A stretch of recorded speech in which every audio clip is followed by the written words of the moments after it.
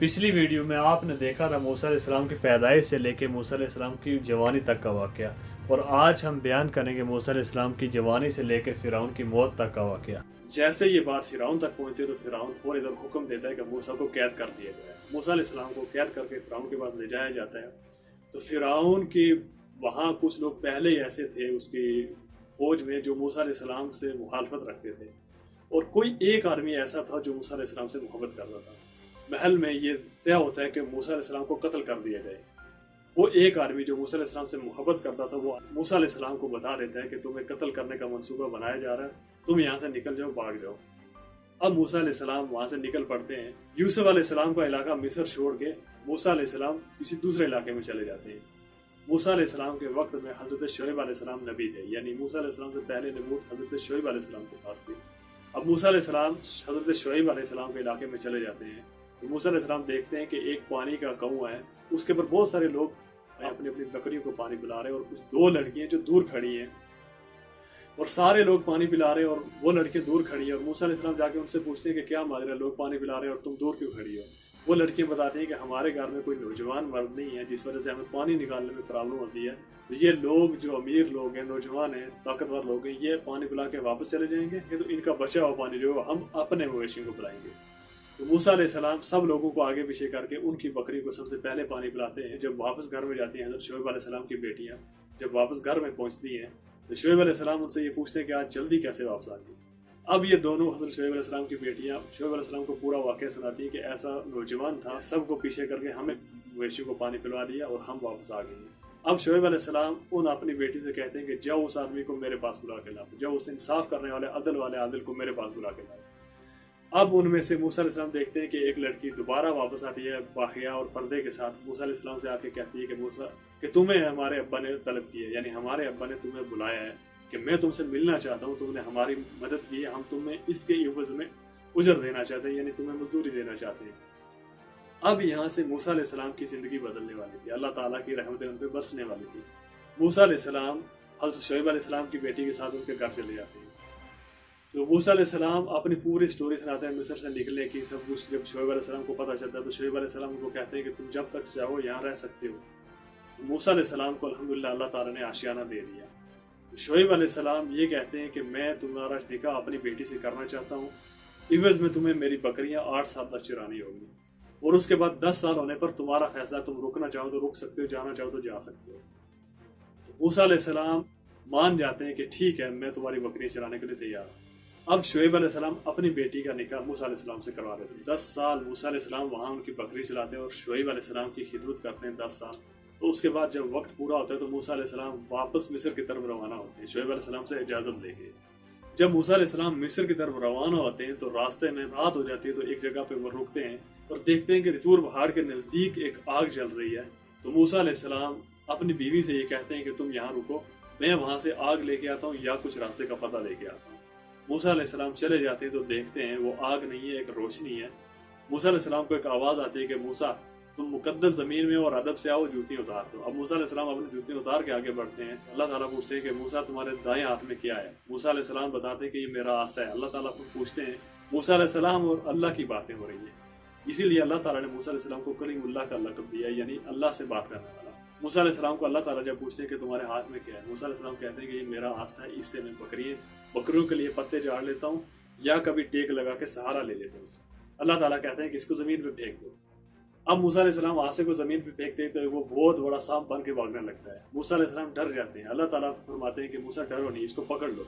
मूसा अलैहिस्सलाम जाके उसको पकड़ते हैं, वो फिर आसे की शक्ल में बदल जाता है। तो अल्लाह ताला मूसा अलैहिस्सलाम से ये कहते हैं कि हमने तुम्हें चुन लिया है एक कौम के लिए, यहाँ से नबूवत का सफ़र शुरू होता है। अब मूसा अलैहिस्सलाम को अल्लाह ताला एक और मौजज़ा दिखाते हैं कि अपना हाथ, जो उनका हाथ वो बचपन में हाथ जल गया था, उस ज़ुबान भी जल गई थी। तो मूसा अलैहिस्सलाम को अल्लाह ताला कहते हैं कि अपना हाथ बगल से निकालो। मूसा अलैहिस्सलाम बगल से जब हाथ निकालते हैं तो देखते हैं हाथ ठीक हो जाता है। और फिर अल्लाह ताला मूसा अलैहिस्सलाम से कहते हैं कि जाओ फ़िरऔन को मेरे दीन की दावत दो। लेकिन मूसा अलैहिस्सलाम यहाँ डर जाते हैं, कहते हैं कि या अल्लाह, मैं कैसे जाऊँ, वो बहुत ताकतवर लोग हैं। अल्लाह ताला कहते हैं कि नहीं, डरो मत। और अल्लाह ताला एक और मौजज़ा दिखाते हैं, मूसा अलैहिस्सलाम की ज़ुबान जल गई थी और वो ज़ुबान भी ठीक हो जाती है, यानी ताला उनका सीना और ज़ुबान खोल लेता है। اب موسیٰ علیہ السلام اللہ تعالیٰ سے ایک فرمائش کرتے ہیں کہ میرے لیے میرے بھائی ہارون کو حامی بنا دو، یعنی ان کو میرا ساتھی بنا دو۔ تو اللہ تعالیٰ کہتے ہیں کہ جو تم نے مانگا تمہیں مل گیا۔ موسیٰ علیہ السلام وہاں سے چلتے ہیں اور پھر دوسرے دن ہارون علیہ السلام کو لے کے فرعون کے محل پہ جاتے ہیں۔ اب موسیٰ علیہ السلام فرعون سے یہ کہتے ہیں کہ مجھے میرے اللہ نے بھیجا ہے اور تمہیں دین کی دعوت دینے کے لیے بھیجا ہے۔ فرعون جو ہوتا ہے وہ یہ کہتا ہے کہ میرے سوا کون ہے رب؟ موسیٰ علیہ السلام کہتے ہیں میرا اللہ جو رب العالمین ہے، یعنی میرا اللہ پورے جہانوں کا رب ہے۔ اب فرعون بات کو بدلنے کے لیے کہتا ہے کہ رب العالمین کیا ہوتا ہے، یعنی یہ موسیٰ اس بات کو چھوڑ کے کسی دوسری بات کی طرف نکل پڑے، کہیں ایسا نہ ہو کہ میری قوم والے اس کے پیچھے لگ جائیں، اس کی پیروی کر کے اللہ کو ایک مان لیں اور مجھے چھوڑ دیں۔ اس لیے وہ بات بہکا کر کہتا ہے کہ رب العالمین کیا ہوتا ہے۔ موسیٰ علیہ السلام کہتے ہیں رب العالمین سارے جہانوں کا رب، یہ جہان اس کے علاوہ جتنے بھی جہان ہیں سب کا رب، اور تیرا رب اور میرا رب۔ پھر فرعون کہتا ہے کہ موسیٰ تمہیں یاد نہیں ہے تم سے ایک قتل ہوا تھا، یعنی اب دوبارہ بات کو بھٹکانے کی کوشش کرتا ہے۔ موسیٰ علیہ السلام کہتے ہیں کہ ہاں وہ مجھ سے نادانی میں ہوا تھا، میرا ارادہ نہیں تھا قتل کرنے کا۔ موسیٰ علیہ السلام کہتے ہیں کہ اگر تم میں مجھ پہ یقین نہیں ہے تو میں کچھ تمہیں معجزہ دکھا دوں، کچھ تمہارے لیے ایسا لے آؤں جو تم دیکھ کے مان جاؤ۔ فرعون کہتا ہے ٹھیک ہے ہمیں کچھ دکھاؤ۔ موسیٰ علیہ السلام اپنے ہاتھ سے وہ عصا نیچے پھینک دیتے ہیں تو دیکھتے ہیں ایک بہت بڑا سانپ بن گیا۔ سب لوگ ڈر جاتے ہیں، درباری ڈر جاتے ہیں، تو موسیٰ علیہ السلام دوبارہ اس کو پکڑ لیتے ہیں۔ تو فرعون کہتا ہے کہ یہ بہت بڑا جادوگر ہے۔ اب موسیٰ علیہ السلام اس کو کہتے ہیں کہ میں کچھ اور دکھاؤں اس سے بہتر۔ موسیٰ علیہ السلام اپنا ہاتھ نکال کے دکھاتے ہیں کہ دیکھو میرا ہاتھ اللہ تعالیٰ نے یہ بھی ٹھیک کر دیا۔ اب فرعون کہتا ہے کہ واہ کتنا بڑا جادوگر ہے یہ، اب تمہارے ساتھ مقابلہ ہوگا۔ فرعون اپنے علاقے کے سب سے بڑے جادوگر لوگوں کو بلا لیتا ہے اور ایک دن طے کر لیا جاتا ہے اور کہا جاتا ہے کہ ایک کھلے میدان میں یہ سب مقابلہ ہوگا۔ اب سارے علاقے میں یہ اعلان کروا دیا جاتا ہے کہ فلاں فلاں دن فلاں علاقے میں موسیٰ کا اور فرعون کے جادوگروں کا مقابلہ ہوگا۔ یہاں جب سارے لوگ آ جاتے ہیں، موسیٰ علیہ السلام سے وہ لوگ کہتے ہیں کہ موسیٰ پہلے تم اپنا کرتب دکھاؤ گے یا ہم اپنا دکھائیں؟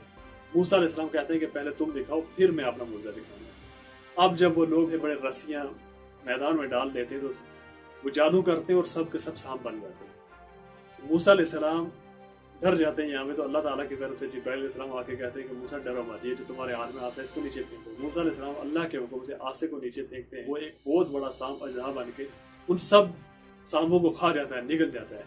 اب یہ بات دیکھ کے وہ جو جادوگر ہوتے ہیں نجومی، وہ موسیٰ علیہ السلام کے اوپر ایمان لے آتے ہیں اور فرعون سے یہ کہتے ہیں کہ یہ جادو نہیں ہے، یہ کوئی معجزہ ہے، یہ اللہ کی طرف سے اور یہ بندہ سچا ہے، اس لیے ہم اس کے اوپر ایمان لاتے ہیں۔ اب جب مجمع سے نکلتے تو ایک بہت بڑی جماعت بن چکی ہوتی ہے، تو یہاں سے فرعون کے ساتھ اصلی مقابلہ شروع ہو جاتا ہے۔ اب فرعون منصوبہ بنا رہا ہوتا ہے کہ کیسے کر کے ان کو ختم کر دیا جائے، تو اللہ تعالیٰ کا حکم آتا ہے موسیٰ علیہ السلام کو کہ تم اب مصر چھوڑ کے نکل جاؤ۔